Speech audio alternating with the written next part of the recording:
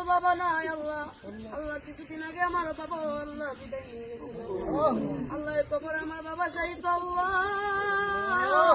দুনিয়ার কোনো গুণের কারণে যদি আমার বাবা কবরে আটকা পড়ে থাকে আল্লাহ, আল্লাহ তার সন্তানাতি হয়ে আল্লাহ আমরা মাফ চাই আল্লাহ, তুমি মাফ করে দাও। ডাকিব আমরা বাবা বলিয়া, কারে ডাকিব আমরা দাদা বলিয়া, ও আল্লাহ কারে ডাকিব আমরা বাবা বলিয়া, কারে ডাকিব আমরা বাবা বলিয়া। আল্লাহ যেই বাবা নিজেরা পয়রা আমরা পড়াইছে আল্লাহ, আল্লাহ আজকে সেই বাবা অন্ধকার কবরে আল্লাহ, আল্লাহ তুমি আমার আপনার কবরটা জান্নাতের বাগান বানায় দাও। আল্লাহ আমার দাদা নাই, দাদি নাই, নানা নাই, নানি নাই, আল্লাহ দাদা দাদি নানা নাই, কবরটা জান্নাতের বাগান বানায় দাও।